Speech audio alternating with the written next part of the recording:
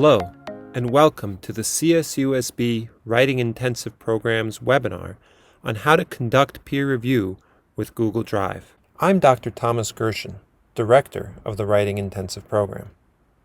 Peer review is having another writer read what you have written and respond in terms of its effectiveness. The reader attempts to identify the writing's strengths and weaknesses, and then suggest strategies for revising it. The hope that in doing peer review, not only will the specific piece of writing be improved, but future writing attempts will also be more successful. Peer review tends to be most effective when the writer thinks of peer review as a test of how well their writing is working. As an instructor, ask your students to keep an open mind and remember that peer review is part of the writing processes of actively publishing writers in academia and outside of academia. The writer should understand that they will get some feedback that they find useful and some feedback they don't find useful.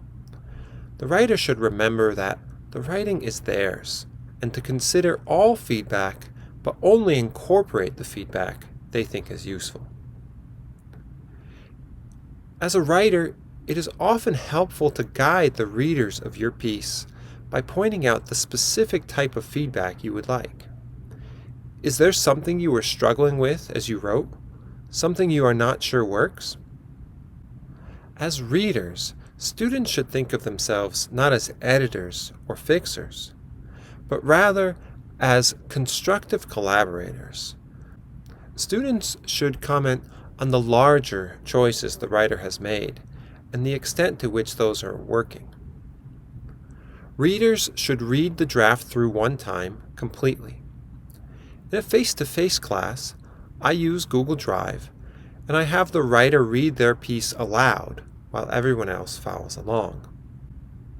When doing peer review asynchronously, it's best to give your students some time when they can meet synchronously and go over the feedback they have produced.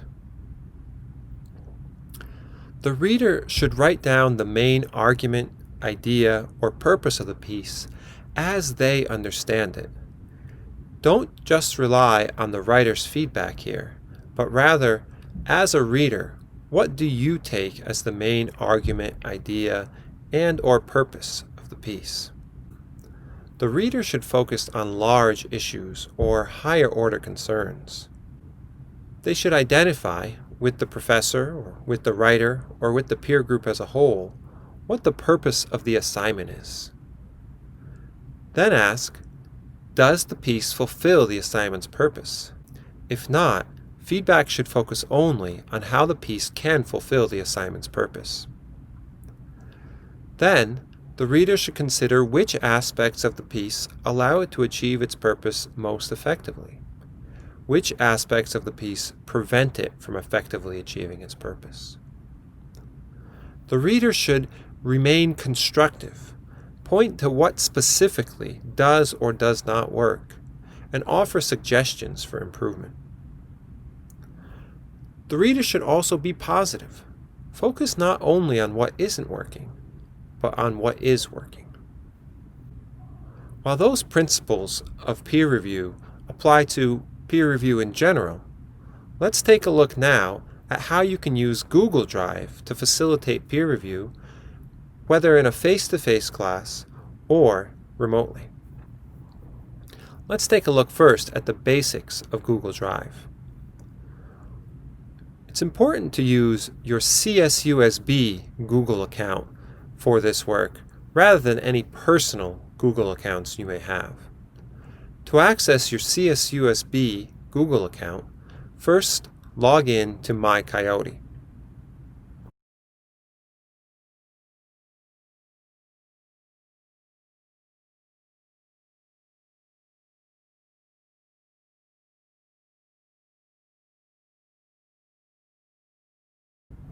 Scroll down to and click on Collaborate. Then, click Google Drive for faculty and staff.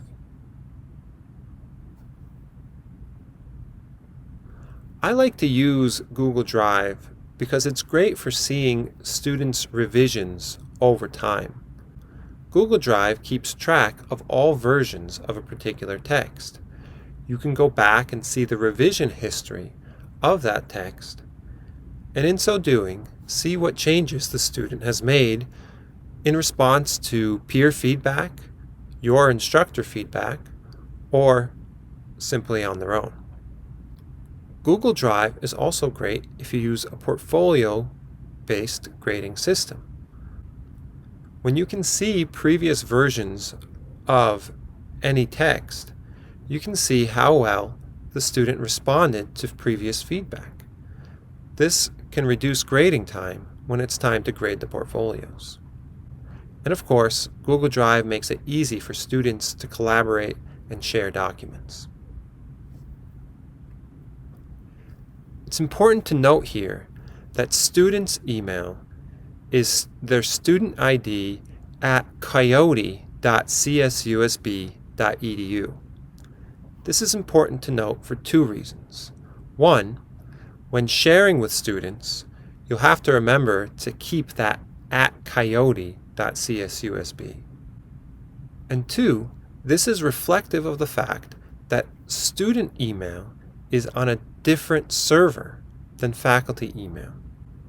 And so when you use Google Drive to control permissions and access, it's important to note that some defaults won't work for faculty and staff the same way. There are two ways to share. One is you can share a document or folder with everyone in the class. To do this, you'll create a folder.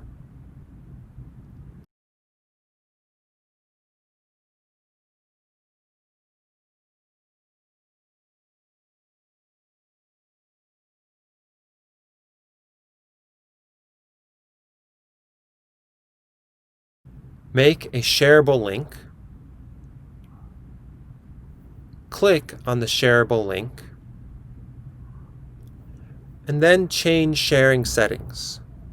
One, change the sharing settings so that collaborators can comment or edit. And two, change sharing settings so that anyone with the link can access the document. Don't leave this restricted to CSUSB because, for the reasons mentioned above, the system won't recognize students as being at CSUSB when that file or folder is shared by a faculty or staff member. 3. Email your students the link as well as instructions on how to access it. And 4. You can add the link directly to Blackboard in the Blackboard menu.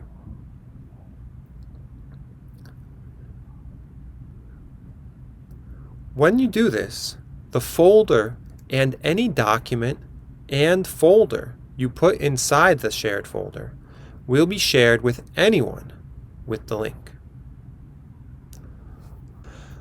The pros for this method of sharing are that it's the quickest and easiest way to share. And 2, it allows all students to access one another's files if they upload to the shared folder.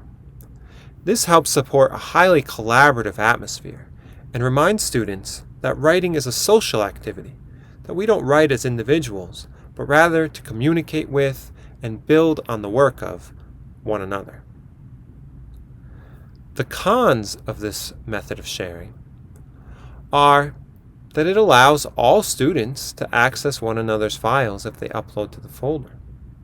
If you want the assignment to be a test of individual content knowledge, then this may not work for your class. Another con is that it allows all students to view your comments on a single student's work, if they so choose. This makes it not a good idea to share any kind of grade information in the comments on a student's work. That grade will then be public to all students in the class. Always use Blackboard or another secure method of communicating grades to individual students. The second method is to share a folder or document only with selected students. The first step in this method is to create the folder.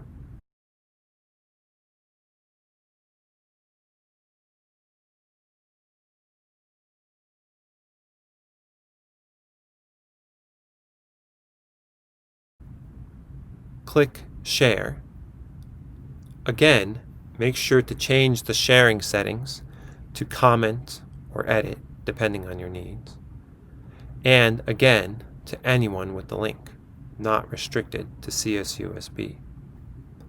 Then, enter the student ID followed by @coyote.csusb.edu. At this stage, you can enter multiple student IDs if you wish to share a particular folder or document with multiple students.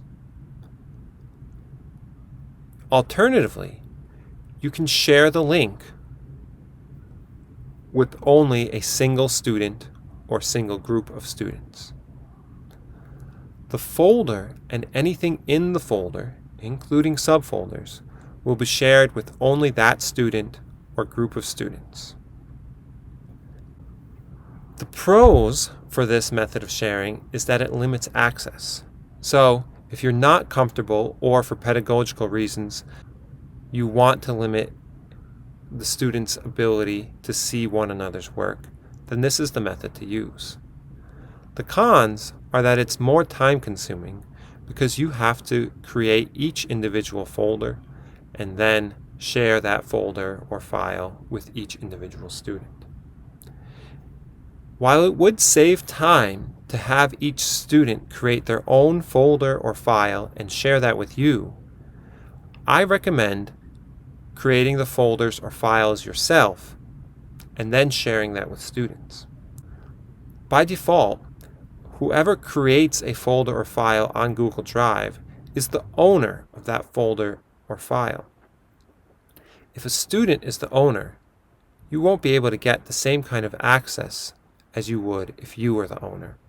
And you would also be limited in your ability to recover any folders or files accidentally deleted. Overall, some of the difficulties of using Google Drive for peer review is that students want to write in Word or another word processing software and then upload the document to Google Drive. The trouble with this is that undermines the ability to see previous versions. You can't see the revision history if each draft is a different Word file. I encourage my students to work in Google Drive from start to finish, including all revisions. If you feel comfortable doing so, you can require this. I hope you found this video useful. Please take a look at the other videos available on our channel and don't hesitate to contact me with any questions. Thank you.